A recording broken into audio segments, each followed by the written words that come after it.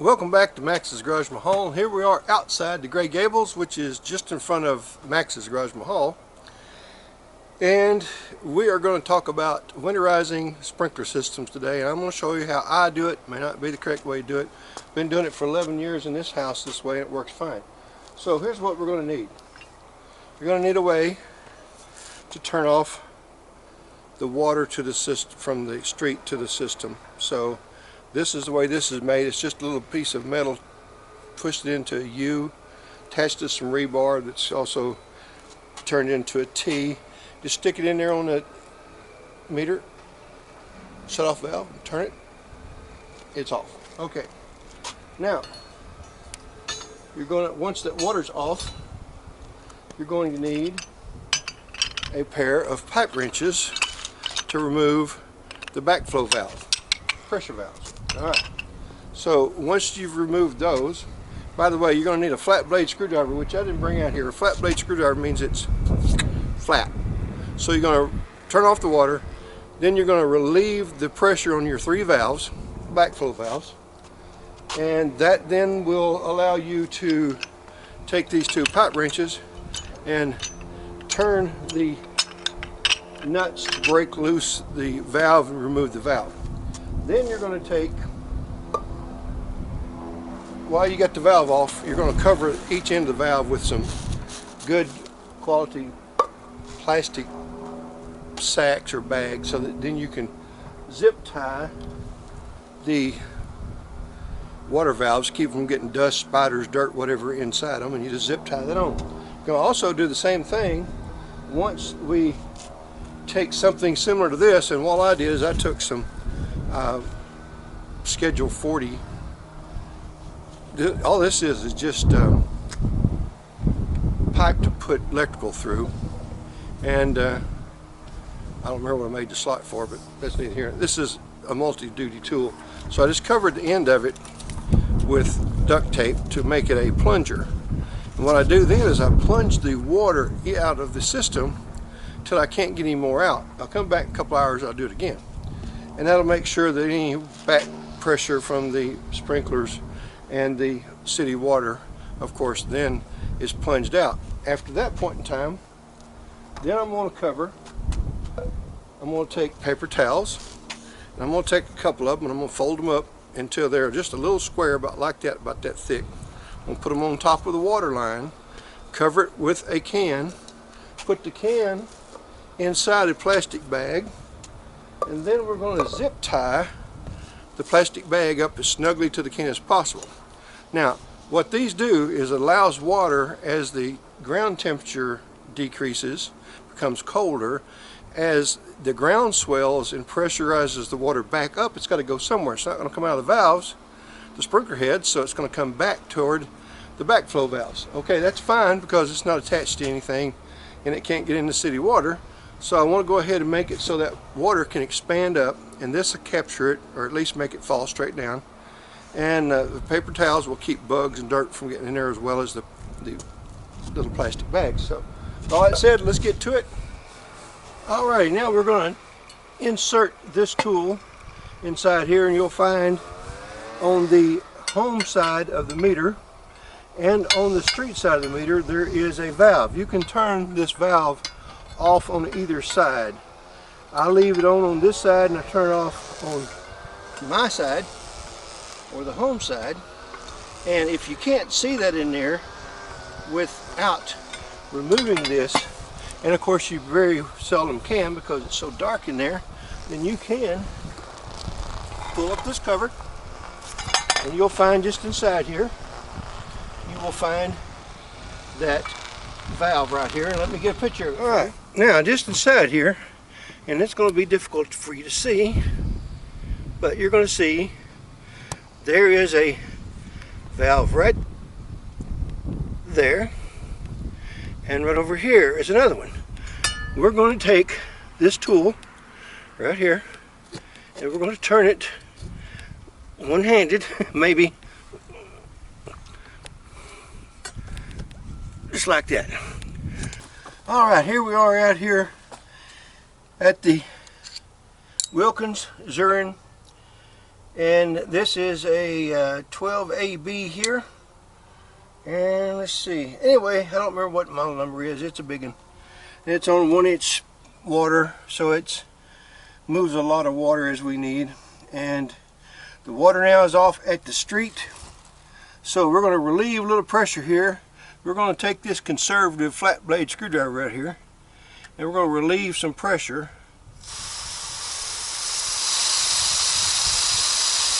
off of each of these valves. Looks like you're going to get a mouthful of water there, but so we'll do it a little less fast. We're going to relieve it off of each one of them,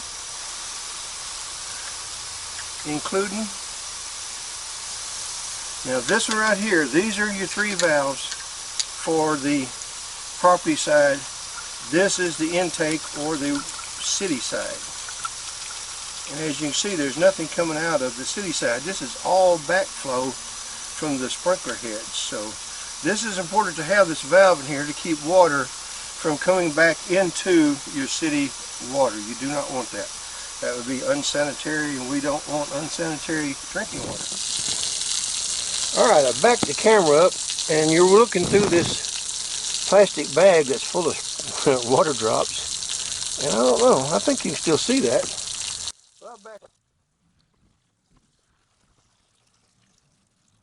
Okay, I'm soaked, and I can't really see what you can see, but let's try to clear that up a little bit. Let's maybe turn the camera a little bit more this way, and maybe a little closer. And now maybe that'll help. I think you can see this okay. Let's pull the bag off the camera. See if that clears it up a little bit. Yes, it does.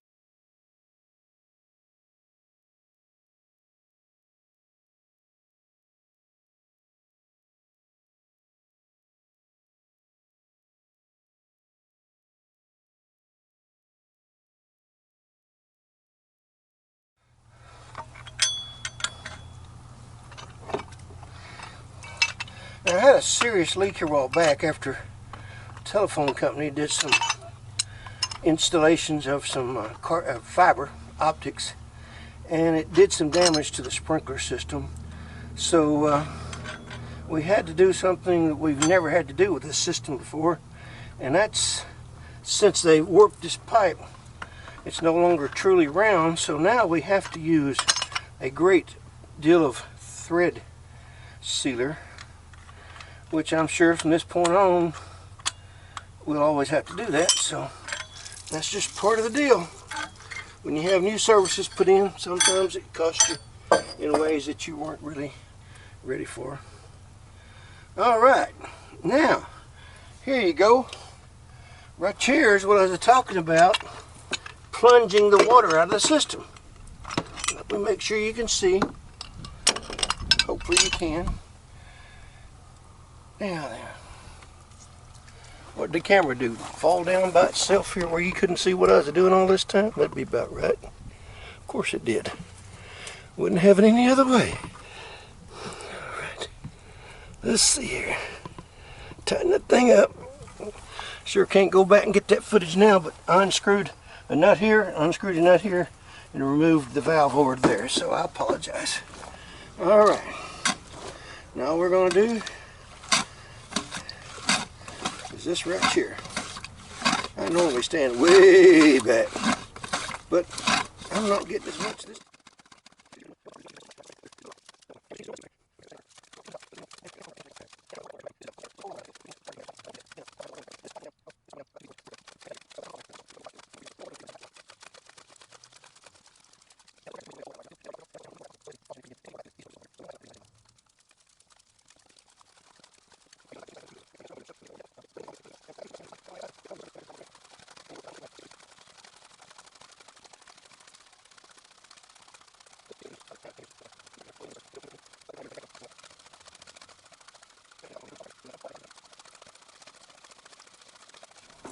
Let's do a couple more times over here.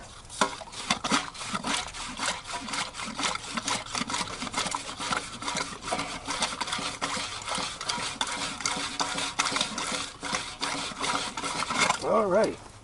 Now the next step, boys and girls, is we want to take can. Alright. We want to take, alright, we'll take a paper towel. We're going to double it. And then we're going to half it again, and then half it again. We'll put it right there, just like that. Then we'll put the tin can around it. We're going to get us a zip tie right here. I'm going to take the nut, pull it up here just like this, inside the can. And then I'm going to take this plastic bag, which we had over your head a while ago while the camera was functioning. Somehow the camera got turned again. Bush, what do you got against me here? Alright, so now we got the can covered by the... I normally do this with a zip tie. It really helps take a little less time to do this. But I ran out of zip ties and the long ones, and I was told it.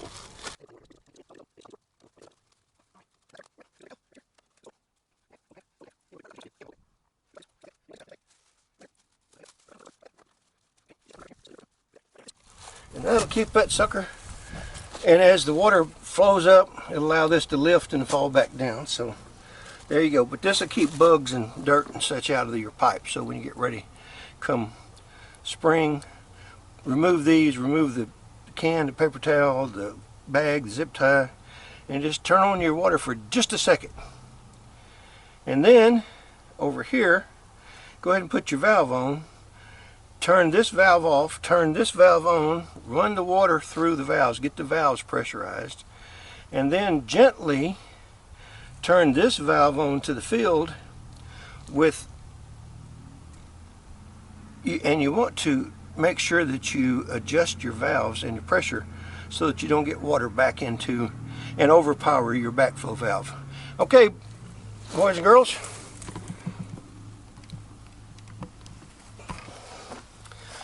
that's all there is to winterizing your system. We're going to take the valve up, we're going to drain it real well, we're going to do the same thing to the valves once they're totally dry. Close them all off all the way through, close the big valves so anything does get up inside it for some reason, if that's possible, and it's really not, then bugs, dirt, spiders, whatever, won't be able to get into the valves themselves and create cocoons or spider webs and nests and stuff like that. So cover all this stuff up and you'll be good, and this system will work for years and years and years. And even though I do this every year, this is my third. I've rebuilt this system with all new parts. I've rebuilt it twice by rotating seals around to use the unused side of the seals, which they are rotatable. The valve has given up, the springs have given up, and I've replaced all that stuff twice now. So in 10 years or less, probably 8 years of use, that's had to be totally rebuilt twice with all new parts, and it's been gone through to turn seats and such around at least 3 or 4 times. So this is expensive. It's not, you know, something you want to do lightly. You want to make sure you want to sprinkle your yard because it is expensive, but it will serve you well. It will make your grass grow. It'll make the yard look nice, make the neighborhood look nice, and it'll give you extra work because you're going to have to work for it if you want it. But with all that said, hope this film helped you out. And it's a little different than most, I'm sure, because no one else is ever going to show you this. You can blow these systems out with air pressure, but you're going to need a large volume of air in a large tank, which I don't have.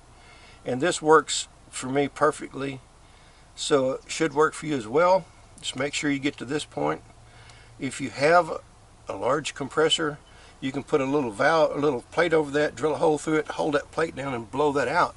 Then turn each sprinkler head valve on one at a time until you blow them out, and then you won't have any water much in your field system, and you're still going to have some because you can't blow it all out. But that's another way of doing it, and some people do that, and that, in fact, I think it's a fantastic way to do it. But I don't really think it's necessary. So if you got something out of this video, please give me a thumbs up, share these videos and have it already. Please subscribe.